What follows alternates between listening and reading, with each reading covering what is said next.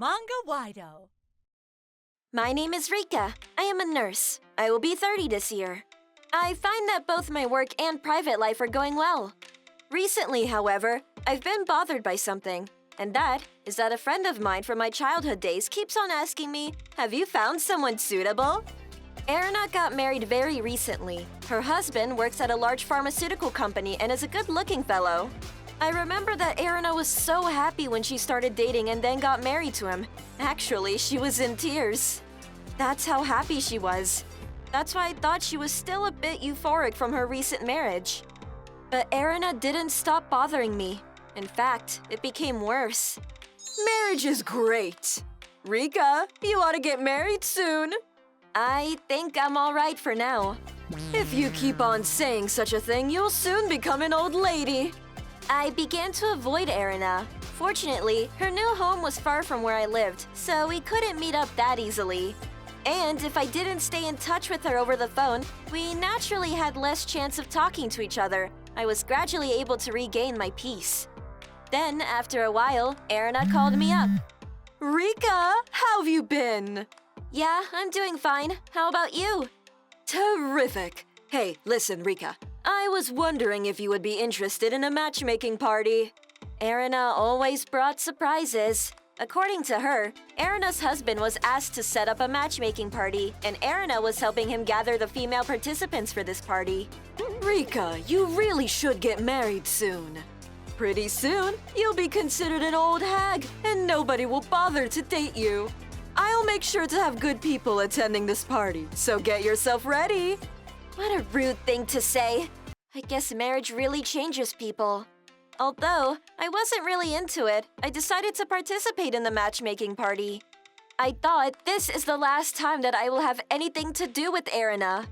Then, the day of the matchmaking party arrived. The party's location was at a small, stylish restaurant. There were many creative dishes that looked great for Instagram. There were also many cute girls. Just as Erina had said, there were good-looking guys there as well.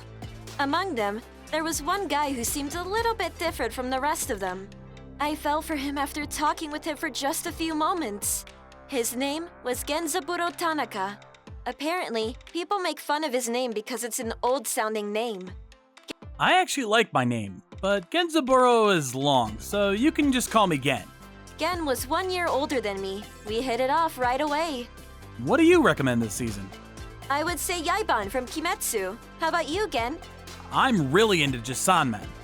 I find the story just amazing. Wow, I know what you mean.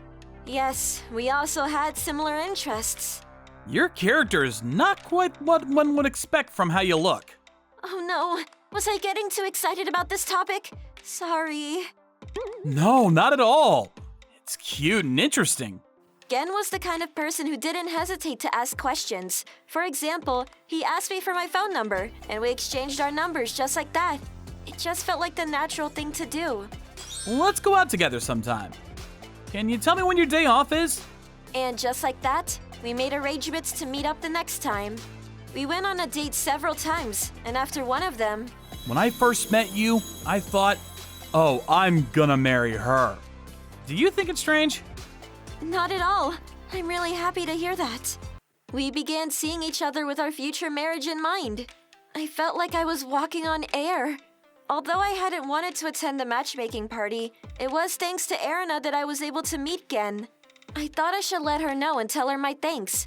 Those were my thoughts when I invited Erina out for lunch, but it was a mistake. Rika, how are things? Erina, I didn't get a chance to tell you this before, but I actually exchanged contact information with one of the people who were at that matchmaking party. What? Who is it? It's Mr. Tanaka. Who's that? I don't think he was among the people I asked. Oh, maybe he was one of the substitutes? According to Erina, Gen was not an original participant of the matchmaking party. There was someone who suddenly canceled the day before the party, and Gen had stepped in as his substitute. As for me, I was very grateful for the person who had canceled. But for some reason, Erina said, Rika, I don't think he would be good for you. I have no idea what she's talking about. That guy, he is still doing part-time work. even at his age. What? As your marriage partner, he is absolutely out of the question. I was honestly surprised. I had no idea since we had not talked about each other's work. But even so, I could not dislike Gen. I knew many good things about him. I think that the most important things in marriage are feelings for each other and what sorts of things we both value. If you are concerned about money, it's no problem. I can work. What are you talking about? When you get married, the ideal thing for a wife to do is wait for the husband to return home from work. Erina didn't agree with me, but my feelings did not change. Erina must have thought that I was denying her sense of judgment. Rika, you really are dumb. You are going to regret this. You'll get divorced soon enough. It's so embarrassing to have a husband who is doing part-time work. You can't even afford to buy a house. Erina showered me with many negative words. If you follow my example, you know that I'm right. Don't come to cry on my shoulders later. After that, Erina turned downright horrible. She messaged me to say she went on a trip and her husband bought her expensive handbags. She also moved into a high-tower apartment building, and so on. Every day, she was bragging on and on. I just ignored her messages. Just when she asked me if I was still together with Gen. Of course, I'm still together with Gen, and we are happy. I replied to her. And a year after that, we had a small wedding ceremony with just our relatives. Do you swear to love each other in sickness and in health? Yes, I swear. I let Erina know that I got married. But I didn't hear back from Erina, so I forgot about her and was enjoying my life. And then one day, I got a call from her. Hi, Erina. It's been a while. How are you? I'm fine. So, Rika, did you get divorced yet? What? No, we are completely in love. Yeah, so you say.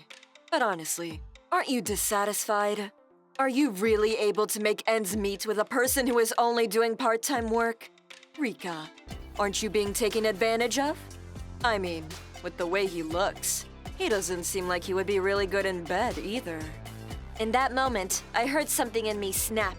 All the stress that had been building up inside me with Erina finally exploded. I'm going to move soon. Oh, really? To an old run-down apartment? I'm getting my house built now. What? Did you take out a loan? Are you moving out to the countryside? Erina's reaction was just what I had expected. She assumed that our house would have very little value and was becoming arrogant again.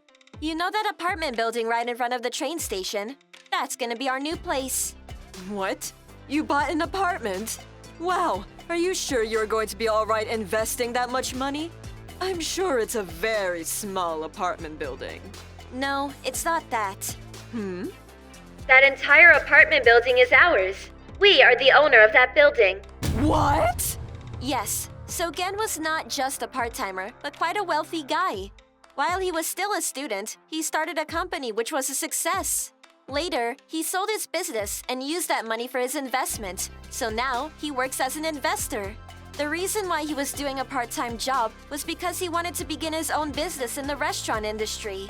So he had asked a friend of his who had just started his own business and was helping him out and learning from his friend at the same time. The reason why he had kept this a secret from me was because women he had dated in the past would use him to their advantage by wasting his money away, and he had enough of it. After we both decided that we wanted to marry each other, Gen told me all of this as we were making arrangements with the wedding ceremony. As for Erina, she had heard that Gen was a part-time worker, and without bothering to find out more, she had decided that he was worthless.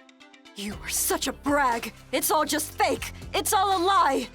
Because she kept on calling me a liar, I finally sent her a magazine article in which Gen was being interviewed about his business. No way. Oh, and Erina, instead of worrying about me, don't you have enough problems of your own? How do you know that? From what I heard through a mutual friend of ours, Erina had been buying many expensive things without her husband's knowledge. She had used up all their savings and had taken out a loan from a consumer loan company. Her husband found out about this and apparently asked her for a divorce. Probably Erina took it out on me because she wanted to vent out her stress from all this. You will soon be like me. You will be chased by the loan sharks. No, that won't happen to us because we haven't taken out any loans. What? We always pay straight up in cash. I'll never forget Erina's voice when I told her that. Her scream sounded like a dinosaur's. I then heard a sound as though she had thrown her phone against something, and after a while, the phone cut off. It didn't feel good to have Gen criticized like that, but I didn't feel too bad about what I had told Erina regarding our finances. After that, Gen quit his part-time work at the restaurant. He used the experience he gained from it to open up a shared office and cafe. Next year, I'll be giving birth to a child, so by then, he hopes to have a cafe manager who can be put in charge. As for Erina, I texted her to tell her that I became pregnant. Her reply to me was, "Go to hell!" So I quietly blocked her from my list of contacts. Since then, I have not been in touch with her. I did hear from someone that after Erina got divorced, she became a lover of some wealthy old man. Apparently, she continues to brag to others about how well off she is.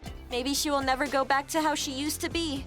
Money is important, but it is stupid to be controlled by money. At least, that is the lesson I learned from watching Erina.